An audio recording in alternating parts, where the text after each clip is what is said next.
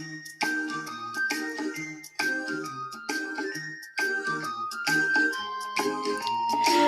a kid who's 24. Each day I grow some more. I like exploring. I'm Harpo. So many things to do. Each day is something new. I'll share them with you. I'm Harpo. My world is turning, changing each day. With mommy and daddy, I'm finding my way. Growing up is not so tough, except when I've had enough. But there's lots of fun stuff. I'm Harpo. Harpo, Harpo, I'm Harpo. That's me!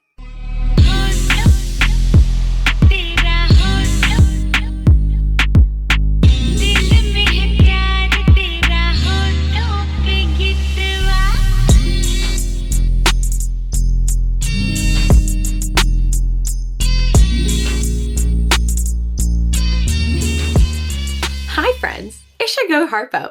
600 points to all the peeps who knew where that intro was from.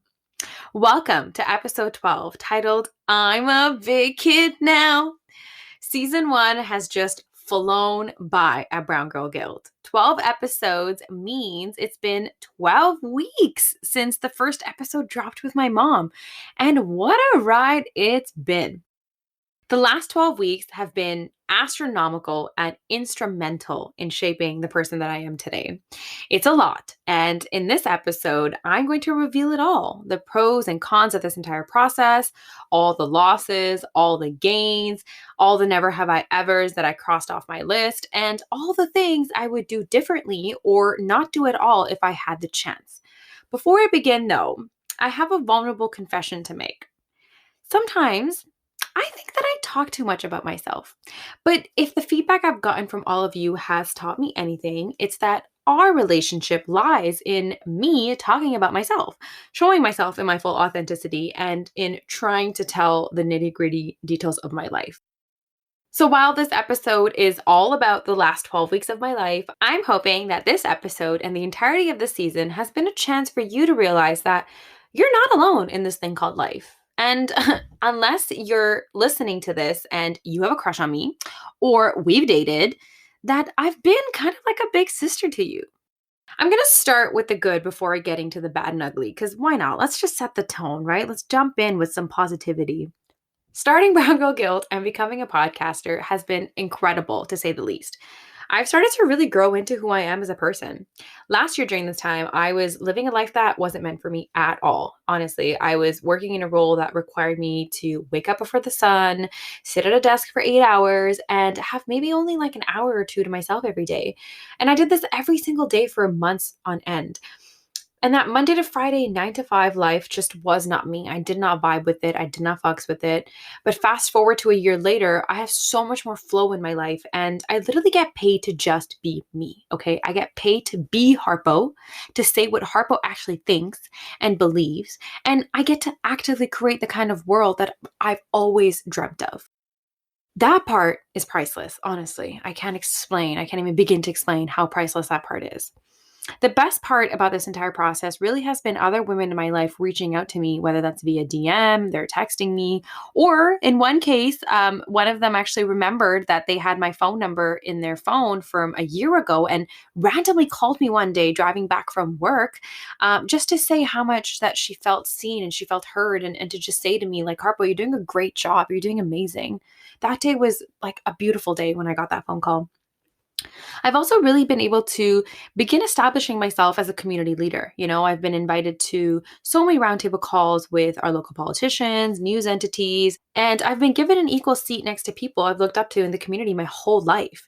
And for all the doors that were slammed shut in my face in the past, I ended up knocking down the whole damn house of those doors, okay, for the last 12 weeks. I literally slammed shut the door and then it all fell apart. And then I stood there and I was like, fuck you, bro. Fuck you is what it felt like. I even got to meet famous people, yo. I haven't told y'all this, but do you guys know I met Diljit? It gets better, okay? Do you guys know I got to be in a movie with Diljit? Yeah. Honestly, it comes out in October. No big deal. We'll do a viewing party. But for real, yes, I did meet Diljit and Sonam Bajwa. And I did get to be in my very first film. I got to be my very first movie set. And I remember the first scene that I shot with Diljit. He was standing right in front of me. And it honestly, it's exactly what you're thinking. I was speechless. Okay. And I mean, I had met him the night before, but when he was right in front of me and the camera was on, I was speechless. I had lines that I was supposed to say, but when he stood in front of me, the air in my lungs literally just gave out and I almost choked on my own breath. And I couldn't for the life of me even remember what I was supposed to say, let alone let a word out. And I just kept thinking to myself, and I'll say it in Punjabi first because it was a Punjabi movie with Punjabi dialogue. So even my brain was thinking in Punjabi that day. But I kept thinking to myself, ਕਦੇ-ਕਦੇ ਆਪਾਂ ਉਹ ਚੀਜ਼ ਸੋਚੀ ਵੀ ਨਹੀਂ ਹੁੰਦੀ ਤਾਂ ਰੱਬ ਉਹ ਤੁਹਾਡੇ ਮੂਹਰੇ ਖੜਾ ਕਰਕੇ ਲਿਆ ਦਿੰਦਾ ਆ, right? And what basically that translates into in English is sometimes the things that you could have ever even dreamt or imagined in your wildest dreams come true. God just puts it right in front of you and says, here you go, babe, enjoy. And for the entire shooting days, I was in a daze. I literally couldn't even believe what my life was. Like I literally, every time I got like a second to myself, I would say, Harpo, what the hell is your life right now? And I share this to not flex that I was in a Diljit movie, like, okay, maybe like a mini bump, right? To be like, I'm a cool guy. But I share this to say that my life has been absolutely wild and crazy the last 12 weeks. And I still haven't even paused to breathe and take it in and ask myself, what the fuck, Harpo? And while professionally, this is the happiest I've ever been in my life, while I'm getting closer and closer to that dream of being Surrey's Oprah and actively manifesting it, it's been incredibly shitty as well. And if I had to summarize the last 12 weeks in 2 words, it would be Diljit and darkness, okay? I'm serious, Diljit and darkness. So let's talk about the bad first, okay? And then we'll go to the ugly, because that just seems like a natural flow to this entire thing. It's so hard to always be on. I'm just going to take a breath for a second there because it's so hard to always be on. To be the person random people reach out to with their deepest, darkest secrets and problems. And while I love being a safe space for all the 2,000 plus followers on Instagram, I'm an empathetic, caring person who takes people's feelings on like it's her damn job. And to be someone everyone wants to have access to have to constantly find excuses to like turn down having coffee or wine nights, not because you don't appreciate or value other people's energies, but because you're so depleted of having to be on all the time. You have really nothing more to give anymore. That's just how I feel, And I know that I'm building a beautiful empire, but I don't even have the time for my loved ones anymore, let alone people that I would love to eventually get to know. I've also bumped into myself a lot, okay? Outwardly, I'm this BGG persona, right? I'm love and light, I'm cute, which, I mean, I am. And I'm the sprinkles on top of a vanilla cone, right? Those like colorful, bright sprinkles. That's me. I'm a person. Everybody says to me, you remind me of a sunflower. You're literally a sunshine in human form. Those are other people's words, not what I say to myself as affirmations in my diary every night. But some days, I gotta say, a bitch gets tired of being love and light, okay? Some days, I just want to talk shit and I want to be a little shit, okay? And let's be real for a minute. Social media is what you make it, right? So what others see is only what you're showing. And while I show up in my full authenticity and vulnerability on BGG, there's still a lot about me that I guard safely, right? I'm actually pretty annoying, if I'm being honest, and I get jumbled very easily. You can ask my closest friends and my cousins this. I say a lot of dumb shit, right? And there are days where I am terribly insecure.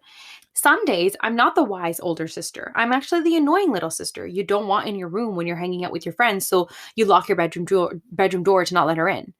And so many times I've caught myself thinking, you shouldn't have let this person in. You should have just let them go to the grave with the idea of yourself that you've painted on social media.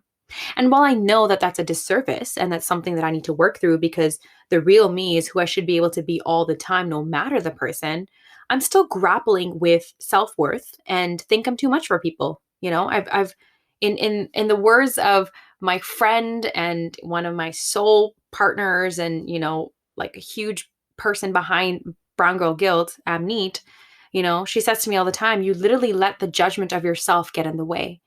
Your own judgment of yourself get in the way. And that's true. I do. I allow the judgment of myself get in the way all the time.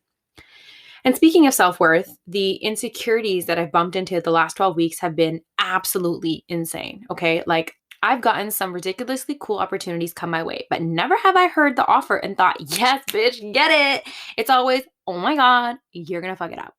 And in this way, the imposter syndrome has gotten louder and louder with the incessant need to be affirmed and coddled stronger and stronger. I've also forgotten who the fuck I am many times during the last 12 weeks. Okay. There have been days where I've just forgotten why I've even started this thing. And I've thought to change the game plan when I saw someone else's game plan seemingly working better than mine so many times. So many times. And now for the ugly.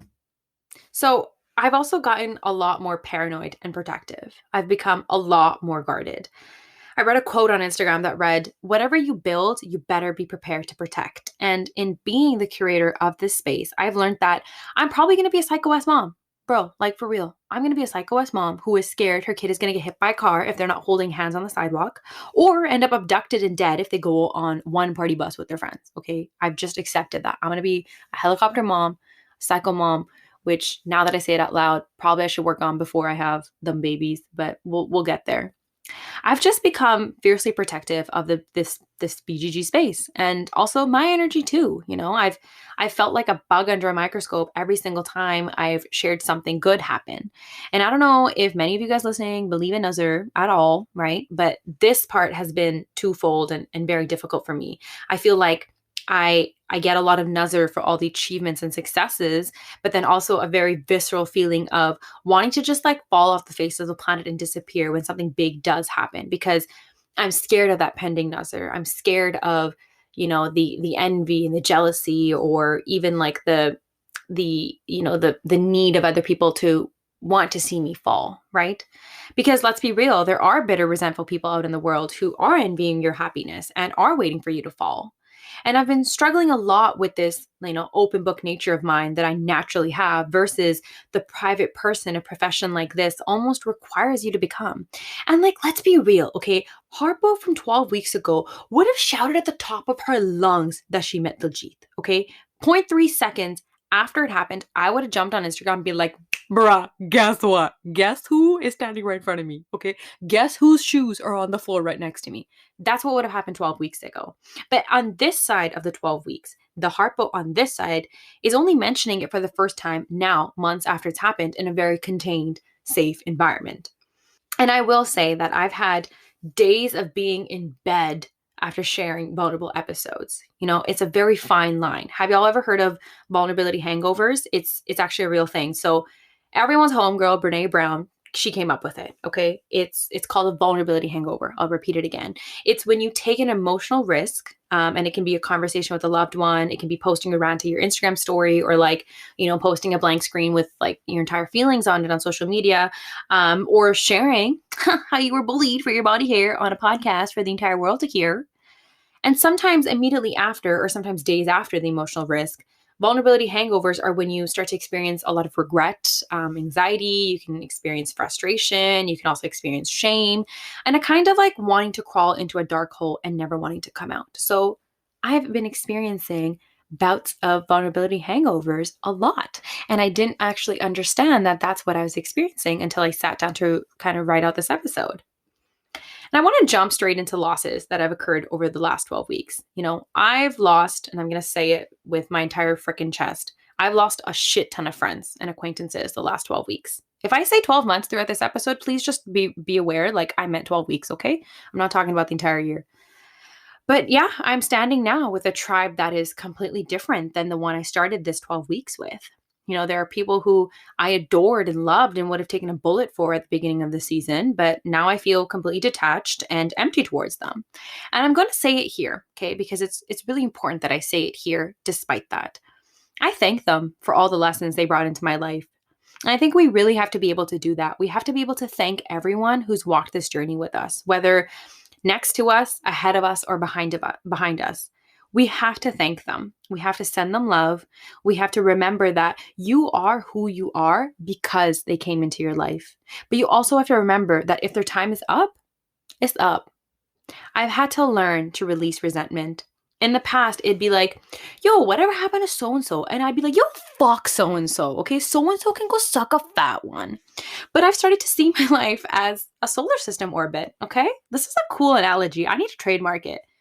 Sometimes, right, some planets orbit closer to you while others are orbiting far. And then a change up happens and those orbiting close to you change.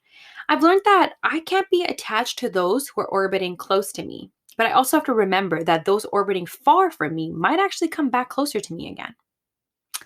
I've also lost faith in some of my family members. Not gonna lie, I'm gonna say that one with my full chest too. I've beefed some of my own blood, okay, my own kin, and I think I'm okay with it. I think the older I get, the more I realize that everyone who wants a spot in my life has to A, not treat me like shit, B, actually give a fuck about me, and C, respect me, even if they don't understand me, what I do for a living, or my dreams.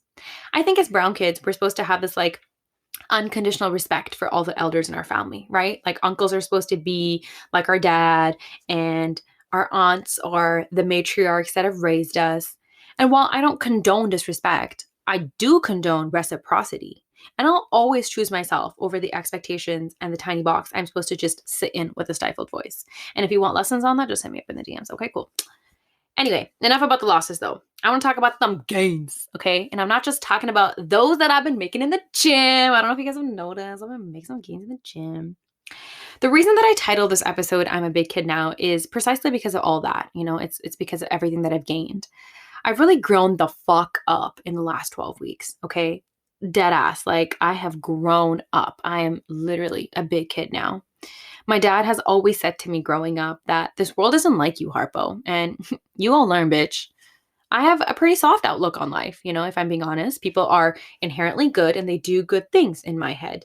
People are love, they're full of love and have tons of love to give. And I have a huge heart, you know, I might do some dumb shit sometimes, but it's never malicious. It's never sneaky. It's never conniving.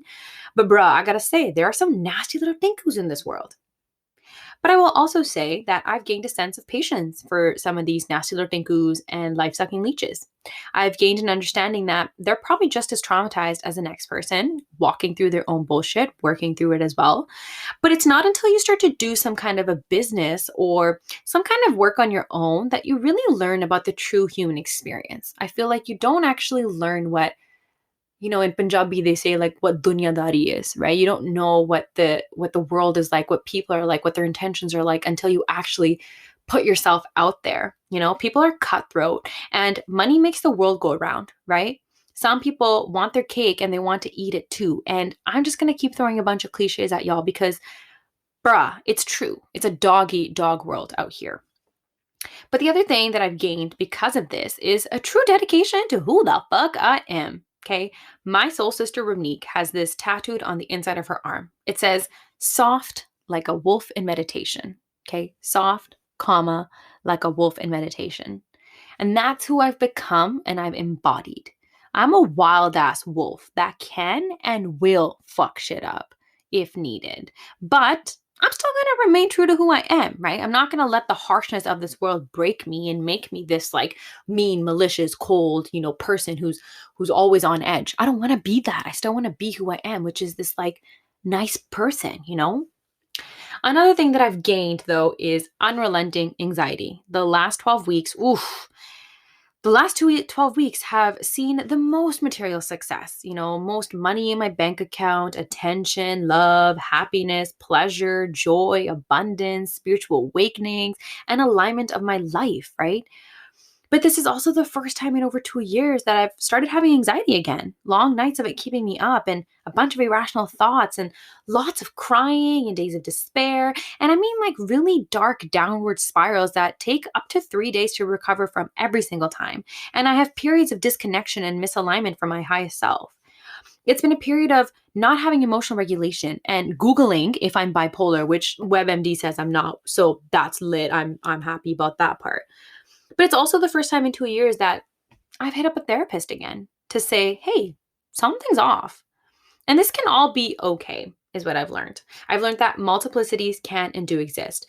This can simultaneously be the happiest I've ever been in my life, but also the most overwhelmed, scared, and anxious. And yes, that's real. Yes, we do exist. But I've also learned that not everything has to have an answer, right? Some things can just inevitably remain a question mark, and we should be okay with that. And to the point of hitting up a therapist again, my friend and guest for episode 7, Pamela Sanga, posted a quote on her Instagram story a few weeks ago that really actually inspired me to finally book an appointment. And I don't remember the exact words, but it was something like, nothing can be quote unquote wrong in your life, and you can still benefit tremendously from therapy and having a safe space to vent and learn more about yourself. And because I'm still grappling with my insecurities around like being too much, being too dramatic, being too needy, and having too many feelings, I find it hard to confide in my loved ones still. And so perhaps therapy is going to be a good space to just like offload and, just talk about all the above. And I always say that any opportunity or engagement that I leave having learned more about myself is a very valuable and worthwhile one. So here are the never have I evers that I crossed off my list in the past 12 weeks, which means these are actually things I ended up doing. So number 1, met an uber famous person, which I already talked about, Sarda Punjabi Drake, Mr. Diljit. Asked people for money. That was a tough one. I literally asked people for the money. I also asked to be paid my damn worth. I was like, this is what I deserve to be paid. Please pay me. Negotiated prices based on my worth, right? Right there. Said it like, this is what I deserve, not that, this. I also said no to opportunities, people, places, and things that do not serve me. That's a new one. I also had an entire room of 15-year-olds find me cool and interesting. I feel like if you can convince an entire room of 15-year-olds, if you're above the age of like 24, that you're cool, you made it. And I feel like I did that, so I probably made it. I also clearly and effectively communicated what I felt about something many times in the last 12 weeks. I openly held the door open for people exiting my life. Before I would just you guys can't see me, but I'm making this gesture where I'm like digging my nails into something. That's what I would do to people before. I would never let them leave. But this time around, I just held the door open. I was like, hello, please exit, get the hell out of here. Also, in the last 12 weeks, I told a boy straight up that I liked him. Yeah, kitty girls. I did that for the first time at age 24. So just call me a feminist. But here's what I would do differently, okay? What I would do differently is that I would start a damn spreadsheet to keep track of expenses and revenue as a small business. Because if you think you're just going to figure it out eventually, that's a freaking lie, okay? You need to start that spreadsheet ASAP. You need to start it the day before you even come up with the idea of the business. I would also drop this idea of perfect and perfection that I've been trying to sell to all of you. I don't know why. I feel like if you listen to the first episode versus this episode, like I've just relaxed, So I would really drop this idea of perfection. And I would show all of you more of those dark spiraling moments that make me human. I mean, I don't know if I'm going to like jump on Instagram live or my story when I'm like having a breakdown, but like, I want to commit myself to showing more of those dark spiraling moments. And I wish I confided in this community more and I trusted it more, to hold me in those moments too, to just be able to say I'm having a really shitty day. I wish I'd confided in you guys a lot more. And something I would do differently is I would tell the imposter syndrome voice in my head to just fuck right off more often. You know what I mean? And I would also, on this one, I really wish I could go back and do this in the last 12 weeks, and it's never too late, so I'm going to continue to do it now, but spend more time loving those who love me and spend less time hating those who hate me. What I wouldn't change for the world, though, is this. Right? This brown girl guilt space, this community that we're all building, the tough conversations that we're all participating in, whether by listening to them, facilitating them, or just actually having them. I wouldn't change the degree of vulnerability it requires and takes to be the host of Brown Girl Guilt. And I wouldn't ever wish to have this role taken away from me. I wouldn't ever wish to have this purpose to be taken away from me. And I wouldn't change the guests that came on this season, for they're all so full of the exact kind of energy that we need more of in this world. And for what it's worth, I wouldn't trade the last 12 weeks of my life for anything in the world. Because let's be real, I'm just getting cooler and cooler and funnier and funnier. And this podcast is only just getting better and better. And this community is just getting stronger and stronger. And they're all just whispers until it becomes a movement, is what I say a lot, right? And I firmly believe that this is all just the beginning for us. the mini revolutions that have started in our hearts are only going to get bigger and they're only going to get louder. And I, for one, cannot wait for us to walk through them together. And I've said it before and I'll say it again. If guilt is the lid that limits our potential, love is the transmutable energy that liberates us all. Brown Girl Guilt is the ultimate blueprint for this transmutation. We're building and honoring gratitude, marinating in glory, and granting ourselves grace on this beautiful journey back home to ourselves. Brown Girl Guilt, it's where cycles end and revolutions start.